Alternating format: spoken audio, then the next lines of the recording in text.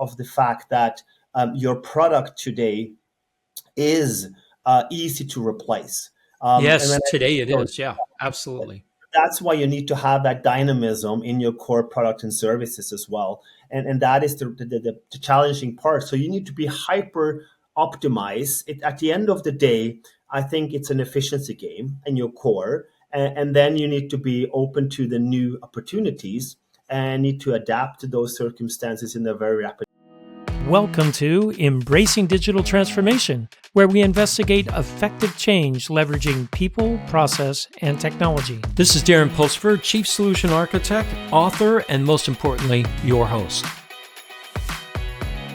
On today's episode, the Triangular Alchemy, Rethinking Business in the Age of AI with business visionary Anders Indset.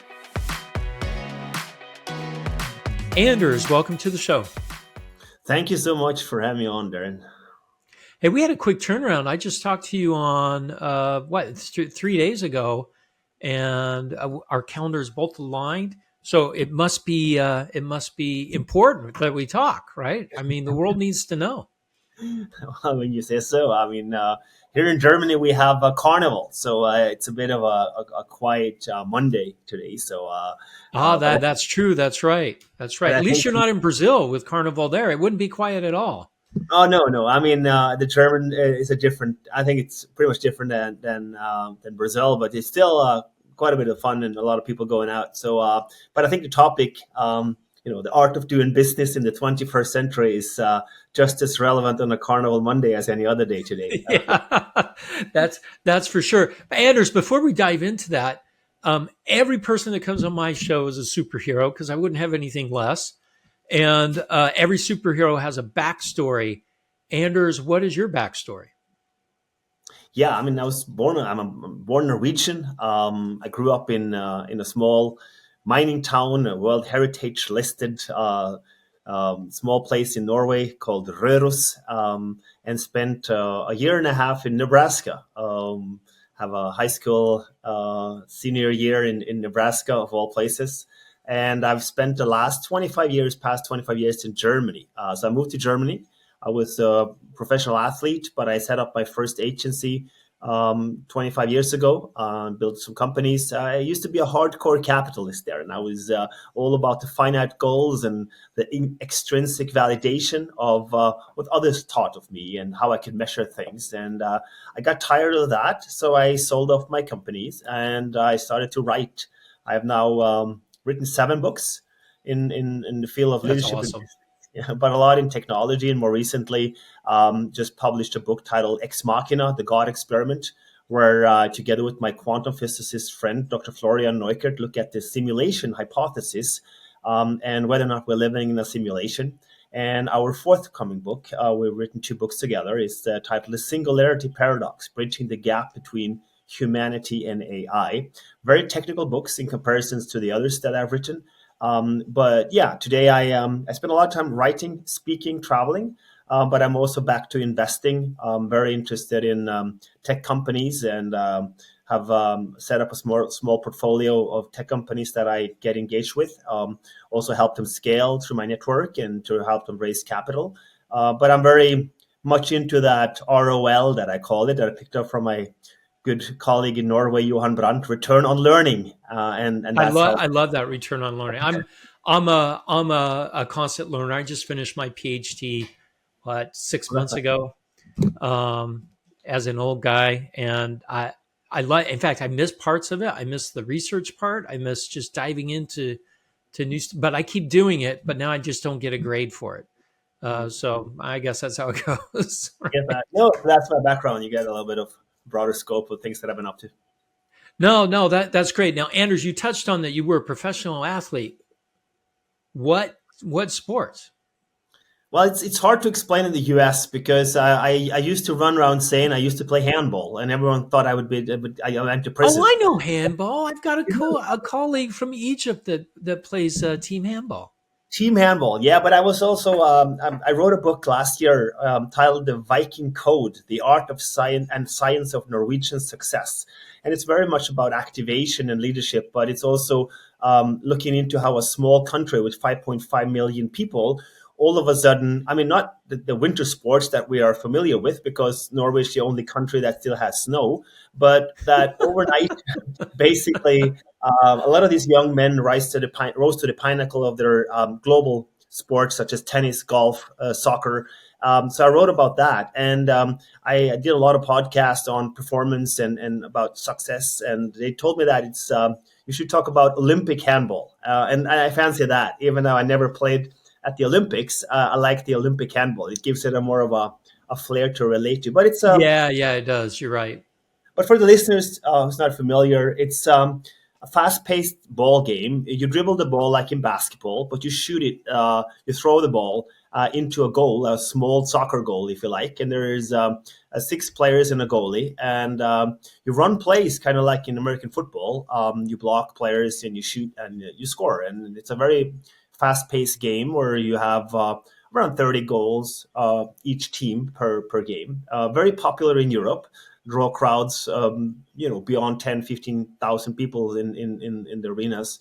So it's a very interesting sport, very honest sport, very in No, terms of team. I like it a lot. I've watched quite a bit of it since my colleague he played in the Olympics, so Oh, which was very very cool. So all right, Anders, let's dive into a modern business today. When we had our conversation, I was like, all right, let's see what Anders has to bring, and you came up with this really cool idea, and I'm like, all right, no, I get it, and it's all around your return on learning concept, which I love, right? Because when you change your way of thinking into that return on learning, now you have a longer lasting organization instead of just living quarter to quarter like most Wall Street wants us to learn to live today.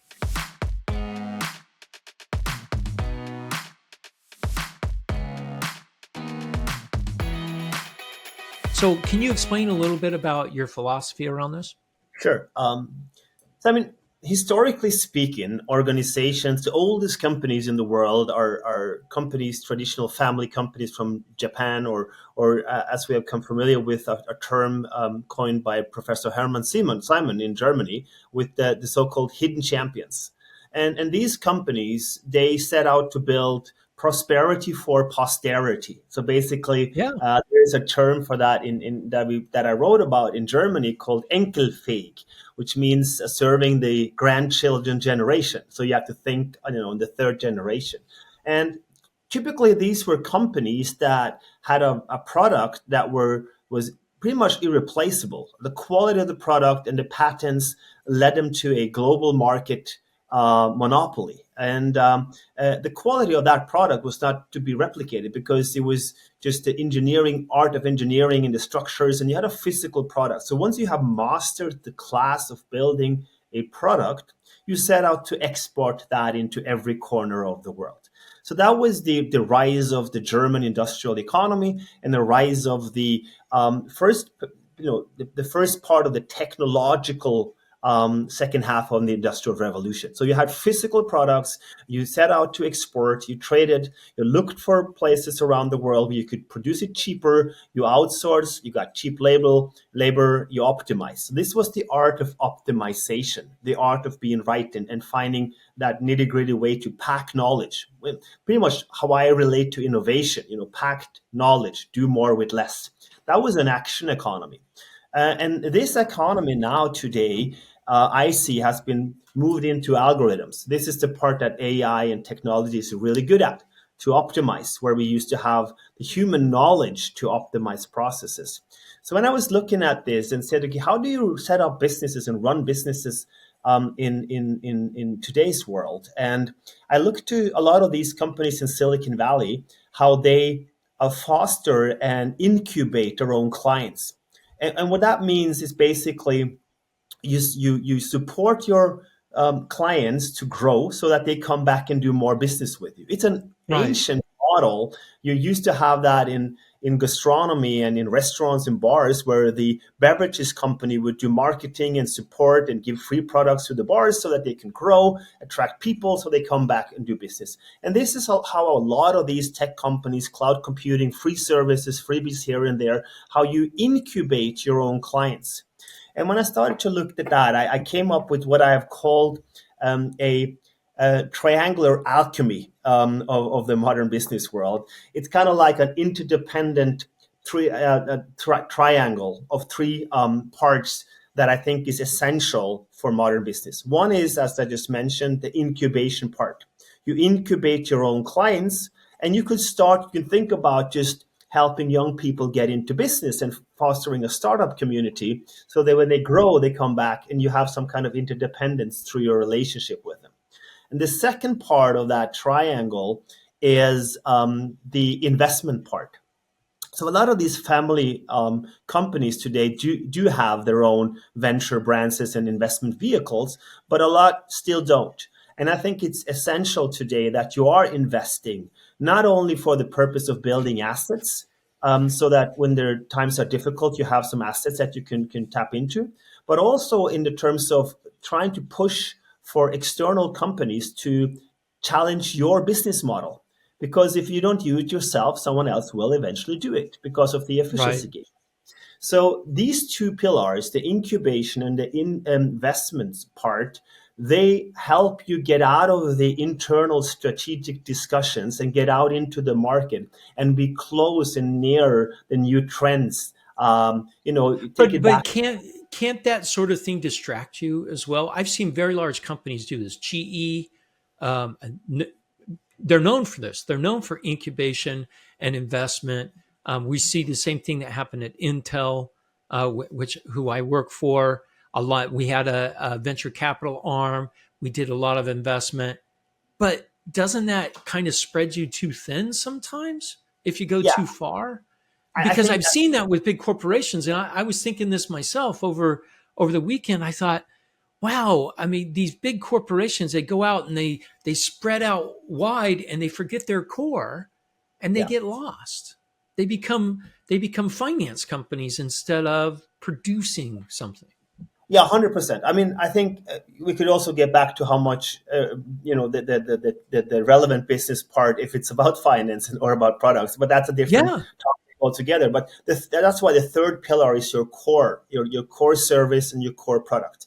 So I think, why is it divided? So what many do is that they come from the core and diversify, and they come from the core and invest. And what I think is that you should have a clear focus on, this is where I incubate, this is where I invest, and this is where my core pillars are. And then you have interactions between these three entities, if you like. So look at the organization as a more of a not a hierarchical structure, but more of a flat, decentralized structure, where the units. So you work in the investment branch of it, you work in the incubation, and you work in the products and services. And then you have to have some part of interaction between the three of them to have then a learning organization. So the sum of the skill that you build, and you being a perfect, quote unquote, perfect investor, and being a perfect incubator, you take that back to the focus on your core products or services. That I have to know, this is our bread and butter, this is my core, and this is where I optimize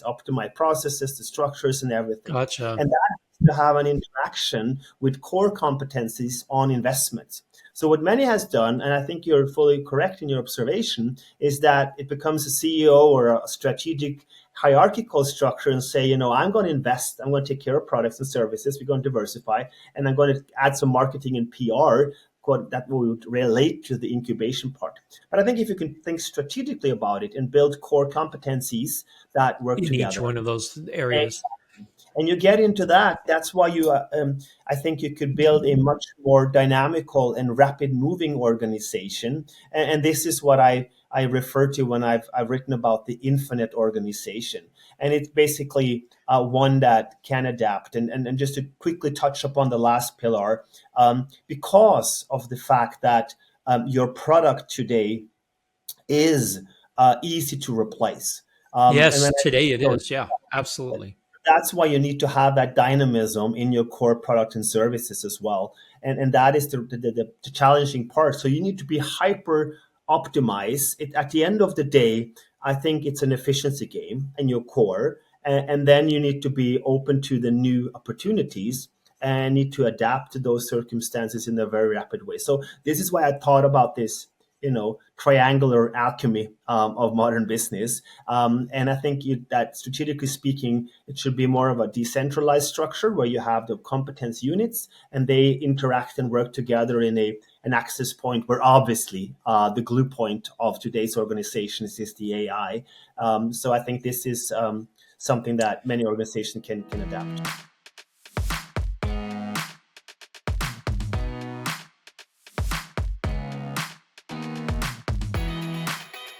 This can be a major shift for a lot of organizations, especially as we move to the Industrial Revolution 4.0. I guess let's skip 4.0 because it kind of fizzled. Let's go right to 5.0, because, like you said, the barriers to entry into these markets are being crashed down by AI, by automated manufacturing. So, I mean, there are a few cases where it's still very difficult, like semiconductor manufacturing, for example, right? You have to spend billions of dollars to build plants to do 18 angstrom transistors. I mean, this is billions of dollars. There's a high barrier of entry. But to do cars, we saw what Elon Musk did to the car industry. He blew it up, Yeah. completely disruptive. Space industry, he blew it up, completely disruptive, not with billions and billions of dollars to start with, but very small amounts of money, well, relatively speaking. So if I'm in big business right now, there's a target on my back, it sounds like, because a Yeah. small startup with a very agile small startup can come and be very disruptive in my space. And patents, we know there's some countries that don't believe in intellectual property law, like China, for example. They just walk. They think the U.S. Patent Office is a place to go shopping for new ideas, because they don't even pay attention to that. How do I then stay on top of this? Those three Yeah. things are great, but I've got to have a cultural shift as well. So what would you say to someone running a Fortune 500 or a World 500, that the barriers to entry are starting to be knocked down? No, I think you're 100% correct. I think this is, I wouldn't be as negative on China because it is obviously a change. And by all due respect, they have the same interest to grow and capitalize like we did. I mean, the birth of the Oh, industrial, absolutely. But yeah, but and the birth of the, culturally, yeah, but culturally they don't they because I've dealt a lot with China. In fact, I have several books that I've written that are produced in China, yeah, that I don't get paid for because they culturally they yeah. don't understand that someone can own an idea, No, no, which I get. I wanted to go there because I was just looking at like how the Brits and how we did the Industrial Revolution some 150 years ago. It was nothing less than going out, stealing resources, and Yeah, exploiting. yeah, that's right. We're so freaking lucky that the rivers in London or in UK they were tameable, whereas Right. the Chinese rivers could not be tamed because of the Himalayas. So it was nothing about innovation and smart ideas and whatever. It was just we stole all the silver, we stole the resources, and we had some tameable rivers. But in the history, in retrospect, it's a much more appealing story to say we were geniuses that came up with some great ideas that no other could do. So I was just referring to that. Well, But yeah, yeah, yeah, and that's the same thing. It's who can not take advantage. That's the wrong word. Who can leverage new ideas quickest?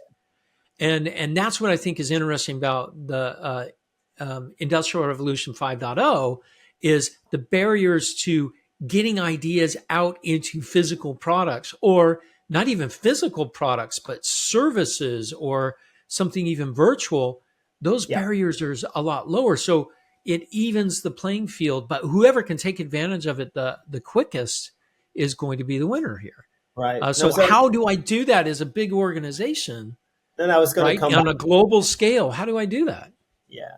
Now it's going to circle back to that in terms of the skills, and I think what I write about here is I call it anticipate future, and the capability to anticipate future scenarios is something that is lacking across the boards, lacking amongst leaders. It's the most underestimated, or I would say least developed skill of leaders today. Why? Why do you think that is? Because I agree with you wholeheartedly. Um, Because we are in the reaction mode, because we trained for a knowledge society, because we went to schools and had educational systems that taught us what to think and not how to think. So we build an expert society, a knowledge society, and this is exactly what AI and the computation power replaces. So everything that we have learned, everything that we have been taught to become experts of a particular field, we wanted to have a knowledge society. We went from a chaotic informational landscape right. to a knowledge society, and it becomes better every single day. And we cannot keep up with that. We have a almost infinite access to free knowledge. So that's not the challenge. The challenge is what we are aiming for is pretty much circling back to philosophy, the art of being wrong, where progress and the society of understanding is the only way that can get us to move into that field of progress beyond the given. And this is something that is much easier if you sit down and think. So we are today very solution driven. We think we can solve Right. problems, but that's not what we're doing. We are creating better problems. And if we don't understand the I like that. underlying, yes, but that's all we do. We never, I mean, at the foundational level, we don't understand the universe. So it's all about progress. And we are in that reactive mode of trying to solve things very quickly, rapidly so. As in comparison to going first principle and diving deeper into the problem. So let's take a couple of practical examples here. So we talk a lot about the climate impact of flying, and you look at, what is the solution to reducing CO2 emission in the airline industry? So the governments come up with these glorious ideas to try to punish them and to put taxes on them Yeah, and that whatever, which I mean that's ridiculous. to Yeah. shame people. So the only thing that we do as a species, and we see that even the most sustainable, even the Greta Thunbergs among us need one retreat on Bali or whatever, and they don't swim there. So the airline industry is growing. And then you look at the global market. So you have a lot of people in prosperous Western regions that have a lot of money are getting older. Then you have a region like take Africa, where you have 1.5 billion people living today, most of them at a young age. They will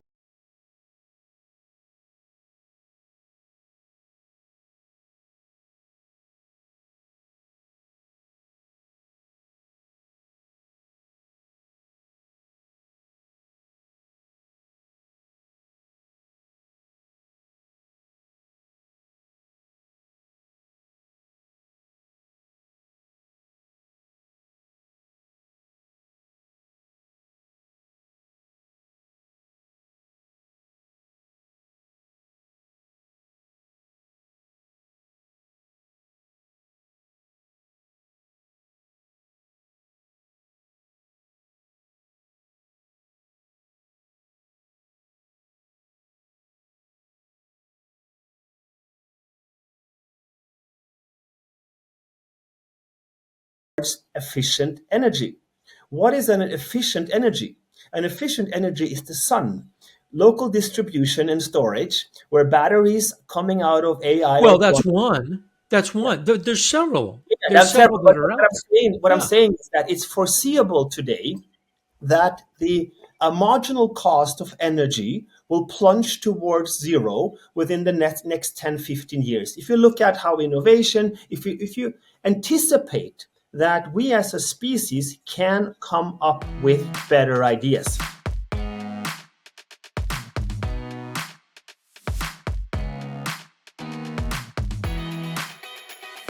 Well, and I want to touch on that a little bit too, because I think AI can help us do that Oh, even faster, oh yeah, of right? course. Because there's so much information.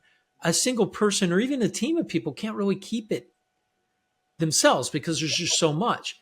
No So chance. I had another guest on my show. He talked about this exact thing. He goes, right now, he said the exact same thing. We're not really solving problems. We're just kicking it along, band-aiding it along because we can't grasp. There's too much for us to understand ourselves. With AI, it can do a lot of that stuff for us, and we can start thinking about bigger problems, bigger things that we can actually resolve, right? Well, that's Instead of just kicking it down the road, and which I think is incredible. I think this is a wonderful time to live. I know a lot of people are afraid of AI, but I have the opposite feeling about it. I think it can become an incredible tool for us to move forward, and it may change our economies. It may change a lot of things. So, if I'm a leader of a business, how do I grapple with this? Because that's a cultural shift I don't think I'm ready for. That's what I see in a lot of CEOs. CEOs are a crazy creature because they follow trends. Most of them just follow around. They're like sheep. They yes. follow each other around because they're afraid of making a big mistake. They're afraid of taking those big risks. There's very few that do. Some that do are very successful. Some that do fail miserably. So Yeah. how do I find that middle ground? I don't think necessarily that it's a middle ground, because I think that the risk factor, we always say we must be courageous and brave, but we're not stupid and bold, right? But it comes Oh, I from like that. Not yeah, stupid and bold. it comes from understanding. So if there is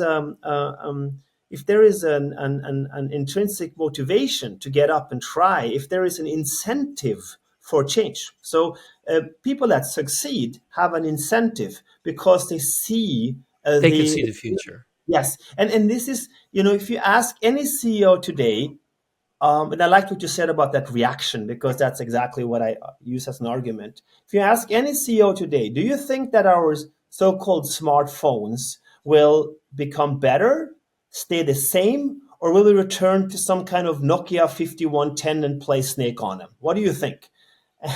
And most of them would say, well, it will continue. And I said, duh, that's the likeliest, Right. probability. But why do you act as if there were stagnation? Why don't you bet on future, on humanity? Why don't you anticipate? Because So it's too risky if I choose wrong. yeah, but it's not, because it's risky not to do so, because then you're going to be left behind. But that's Because how most of them feel, right? That's how most of them feel. Well, I see the same thing. And I'm going to use Intel as an example.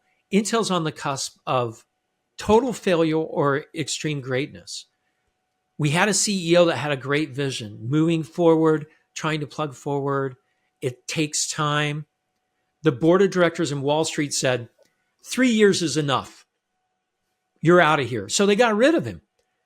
Since then, the company's floundering. It's literally, we don't know what to do because we don't have a leader anymore. So you've got conflict here with, hey, I need my money now, short term versus long term vision. This is a very difficult thing in modern capitalism that we have today.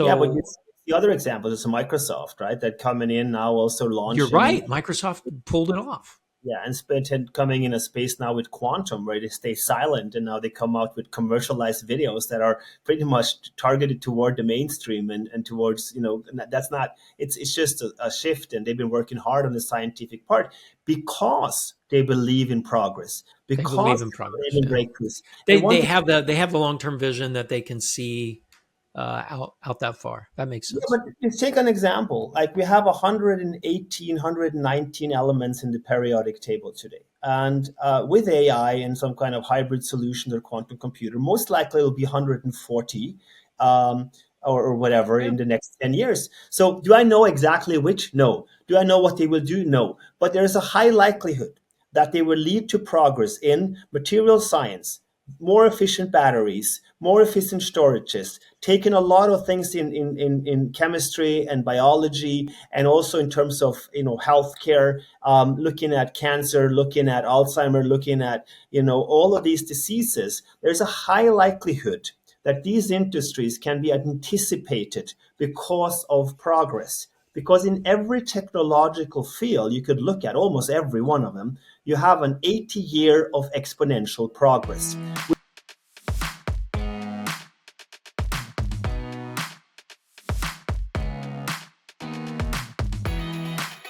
And in 1940 and 2020 seemed like a slow path at the beginning, but it's speeding up. And you can see that every year. And if you project that into the future, you can anticipate, what does it mean for my business model if I have free access to energy? What does it mean if a Walmart is self-sufficient on energy and detached and localize the distribution and offer their clients free charging for their EV, and they can go home and tap the Oh car yeah, into the that's a house? major change. Yeah. It's not, because the technology is there. It's just about understanding and looking at it and anticipate what human beings will do. A car manufacturer out of 2,000 parts as in comparison to a car manufacturer out of 200 parts. A humanoid robot that we take to the homes. If you and I have a robot, your robot will probably look slightly different than mine, because we have a sense of aesthetics and we want to consume, Right. and we Yeah. give it a haircut. We can anticipate so many new business models and industries only to look at two things: technological progress and human behavior. And that's just to sit down and anticipate and think about potential future scenarios. Will I So be right on all of them? No. Could I bet on some? And this is like the yeah. triangular alchemy, circling back to where we started. I think this is where it come from. Afraid, scared board members sitting on the board discussing internally what is the strategy, instead of opening the organization to be in the field. Just like the coming back to the beverage company, they went to the bars, they saw the trends, what people were drinking, and they went back to their brewery and created that drink and sold it off. Yeah. So that to me makes a lot more sense. So that's how I bridge that chasm that's there between the future state and where I'm at today, because that gap is a difficult gap to get through, Hmm. right? Because if I can't get through it, I don't have enough time or money to get through it, then a lot of ideas die in that chasm. Because there's some incredible ideas out there technologically that have gone nowhere because no one was willing to take that risk, and maybe it was too early for human behavior. It's a strange thing, but this is a great subject. You should get Because it goes back to your thing. We have to be infinitely learning and progressing and moving forward as an organization, or we become the buggy whips of the 1800s, where no one right. buys a buggy whip anymore, No, no. right? Or you become Kodak, Yeah. right? Kodak, the largest film company in the world, is Missed is out. nowhere anymore. Missed out. Yeah, Nokia was came back and bounced back, but you can talk about Elon Musk, whatever can think about, is that a good or Oh, he's a whatever. disruptor. He's a total But, disruptor but the thing is, and like, futurist. if you look at the cultural part of what he's doing, so he goes on Joe Rogan and smoke weed. And during that time, the crisis large corporations are sitting amongst suit and tie wearing board members, middle aged men with the same education, the same business school, and thinking Yeah, they strategically. all went to Harvard or Yale. Yes, and they're Yeah. thinking strategically about what is the business model of the tomorrow. And Elon Musk is out dancing at the clubs in Berlin, or smoking weed at Joe Rogan, or building a space shuttle. And those, you see, we are moving from an area of experts into an area of generalists, where you can see the interdependencies of problems. Of course, we need a Ronaldo or Messi or LeBron James of each Well, and yeah, every you do need subject matter experts in certain superstar, areas. superstars. But the superstars, the commodities of experts, is replaced by technology. We need the superstars in the domain, but we don't need as many experts. I think we need much more leaders and managers that are capable of philosophical reflection and contemplation, and have those interpersonal skills. And you don't get those out of sitting in a boardroom talking about how we used to do it 20 years ago. And I think that's the Yeah, challenge. no, I agree. I agree with you there, Anders. Hey, Anders, this has been great. Um, if people want to find out more about you've got a new book coming out. Yes. Where So do the where do they look? You can look on andersinset.com. I have a lot of article and resources there. The forthcoming book, Singularity Paradox, is found under singularityparadox.com. And my most recent books, The Viking Code, is under viking-code.com, and Ex Machina, thebook.com. So I'm also on LinkedIn, so feel free to link up if Oh, there. that's awesome. Anders, we have a similar heritage. I'm 50% Norwegian. So great things come out of Viking blood for sure. Good to hear that, Darren. Yeah, good. I'm 98.5% tested DNA Scandinavian. So a very, very. Yeah, that's awesome. My mom 100%. I'm right up there. So hey, Anders, thanks again for coming on the show. Sure. Thank you for having me, Darren. Thank you for listening to Embracing Digital Transformation today. If you enjoyed our podcast, give it 5 stars on your favorite podcasting site or YouTube channel. You can find out more information about Embracing Digital Transformation at embracingdigital.org. Until next time, go out and embrace the digital revolution.